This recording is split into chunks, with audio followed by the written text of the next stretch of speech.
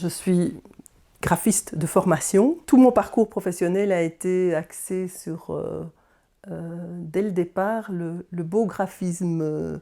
J'ai toujours adoré dessiner, malgré que j'ai eu une formation d'humanité classique, que je ne regrette absolument pas. Donc dès le départ, j'ai été passionnée par les identités et les emballages de bonnes choses, parce qu'en fait je suis gourmande, épicurienne, j'aime les bonnes choses et d'autant plus maintenant je trouve que la mise en évidence des produits de chez nous vaut la peine d'être accompagnée. Et c'est vrai qu'avec les années d'expérience, c'est d'autant plus gai d'accompagner des entreprises belges, wallonnes, à se développer. Et voilà, d'être la petite goutte d'eau qui leur permet de se développer. Moi, ça m'amuse, quoi.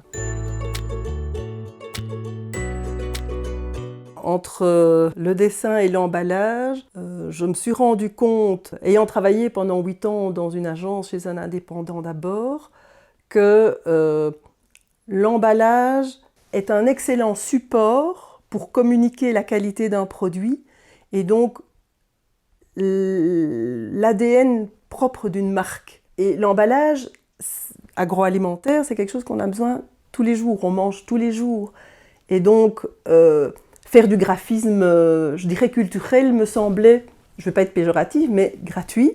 Tandis que faire des belles images, des belles choses sur des beaux emballages, pour emballer des beaux produits, ça donnait une plus-value aux produits. Et je trouvais que c'était ça qui était passionnant, mettre ma passion de l'image et du dessin au profit de l'alimentaire que nous consommons tous les jours. En fait, ce que je me rends compte, c'est que c'est un peu les clients qui m'expliquent à quoi je peux leur être utile.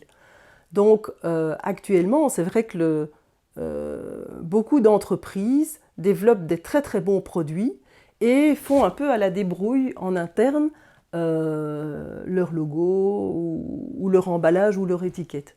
Et puis ils se rendent vite compte quand ils veulent se développer qu'ils sont limités parce qu'ils ne sont pas assez convaincants pour leurs clients ou bien que eux, dans leur petite cuisine interne, ils se disent « Oh, j'ai fait une belle étiquette, c'est ma nièce qui l'a créée, etc. » Mais ils se rendent compte que la clientèle qui connaît tous leurs concurrents, qui les voit à côté d'autres produits dans les rayons, ben, ils se rendent compte qu'eux passent un peu inaperçus. Donc là, j'arrive avec des outils et d'une expérience qui leur permet de dire voilà, on va mettre en évidence vos valeurs, votre différence par rapport à vos concurrents qui parfois font la même chose que vous, mais quelle est votre particularité à vous? Donc là, je fais presque un travail psychologique, d'abord d'analyse de qu'est-ce qui fait la particularité et savoir vers où ils veulent aller.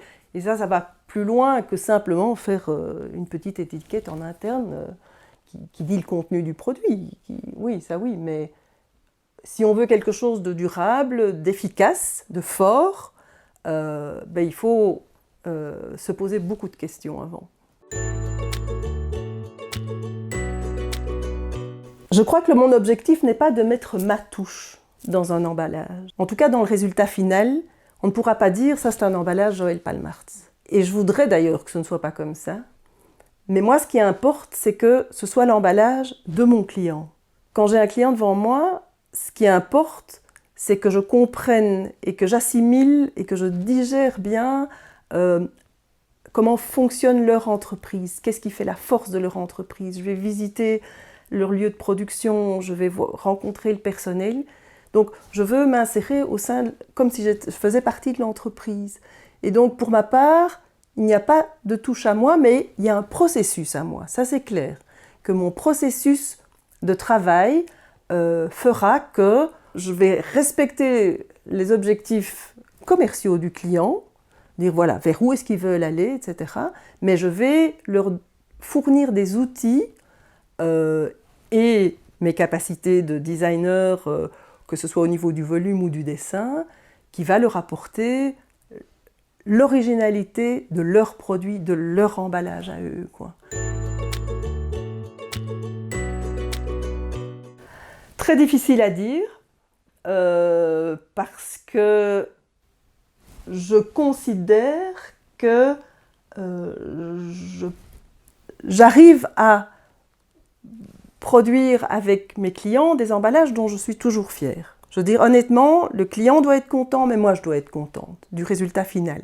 Ça, c'est le deal que j'essaye d'atteindre. Peut-être qu'un un classique connu, qui a quand même quelques années déjà, c'est quand cette cliente-ci m'a dit, après la création de son emballage et de son identité, j'ai fait plus 30% de chiffre d'affaires l'année suivante. Avant, je devais téléphoner aux grandes surfaces en France pour vendre mes produits. Maintenant, c'est eux qui me téléphonent. Voilà, ça c'était le genre de résultat. Souvent, on n'est pas au courant des résultats chiffrés après. Voilà, mais c'est un exemple concret. J'en suis fière, c'est une chose. Je vais presque dire que ça ne dépend pas de moi, parce que c'est pas parce qu'on fait un bel emballage que le produit va se vendre. Il faut que le produit soit bon aussi. C'est pour ça que j'attache beaucoup d'importance au produit lui-même, qu'il soit bon au départ. Mais quand le produit dure dans un rayon, ça, je trouve ça gratifiant. Je trouve que ça vaut vraiment la peine de se dire, voilà, cette identité-là, cet emballage-là, c'est toujours le même, et il se vend toujours, ça veut dire qu'on l'a bien pensé, quoi.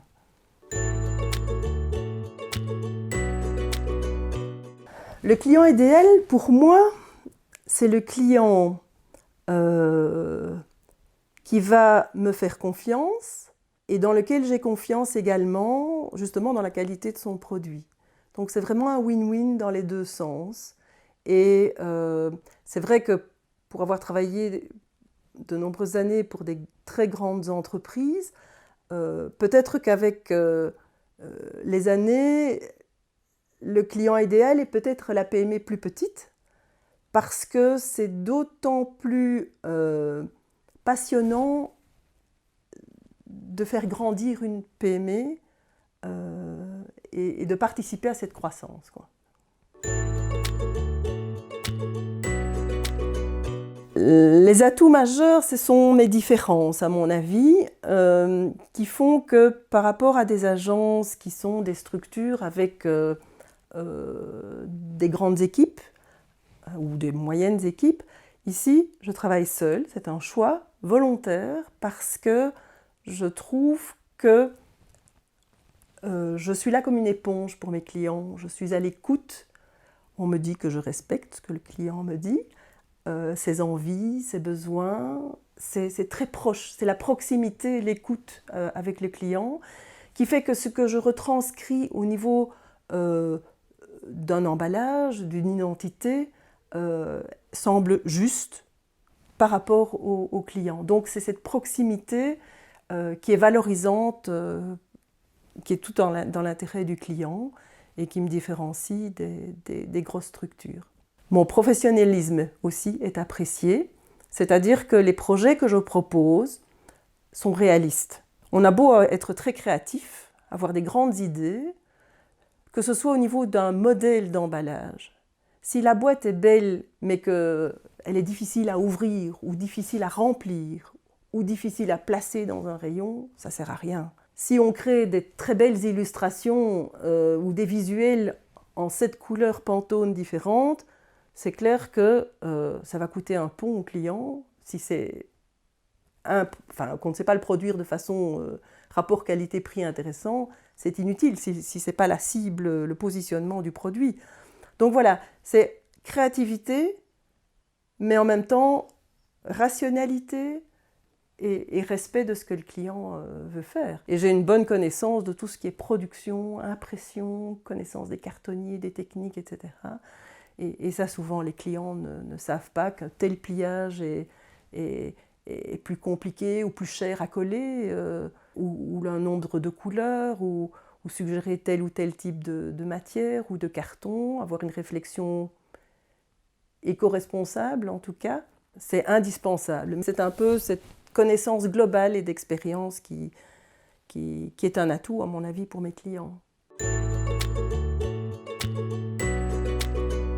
Mon métier va de la création à la production, disons, mais avec une facette importante maintenant, qui est, justement, dans la mesure où mes clients sont parfois des PME pas très grandes, où c'est le gérant, qui est à la fois à la production, etc., fait qu'il n'a pas le temps d'avoir une réflexion marketing. Donc, moi, je vais être là pour, avant de mettre quelque chose sur papier, les aider à créer le profil de leur entreprise, sur leurs valeurs, sur le sens de leurs activités, leurs différences par rapport à leurs concurrents, l'univers dans lequel... Mais cette analyse-là va être une base indispensable à ce qui va suivre. Ils ont parfois déjà une marque et un logo. On va voir si ce qu'ils ont correspond justement à ce profil qu'on aura déterminé avant. Si on crée le logo, ou on le fait évoluer, ça c'est une chose. Est-ce qu'on doit le mettre sur un emballage? Est-ce que l'emballage existe ou pas? Donc là, je vais intervenir ou non sur un modèle d'emballage, ou une technique de fermeture, ou ce genre de choses-là.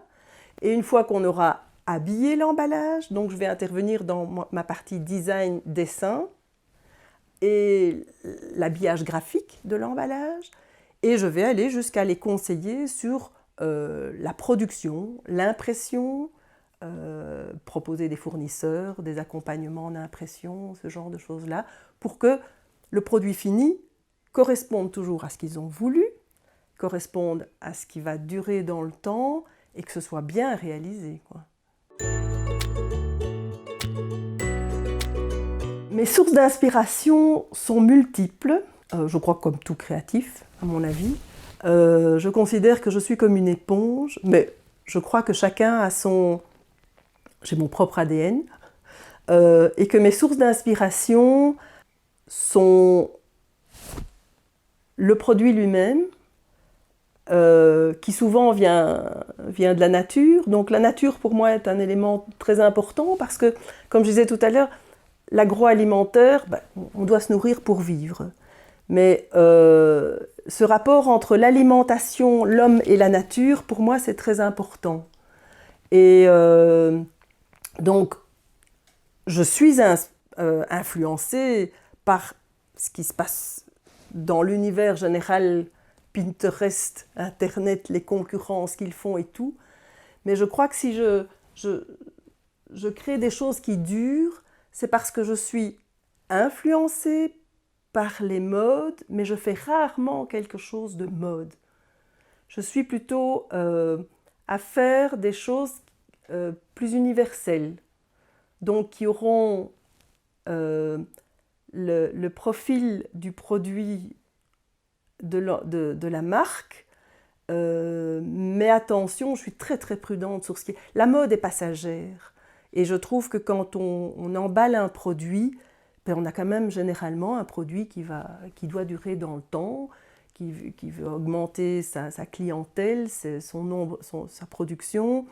Donc moi je veux que ça dure, donc je veux quelque chose de fort, de différenciant, mais qui dure dans le temps.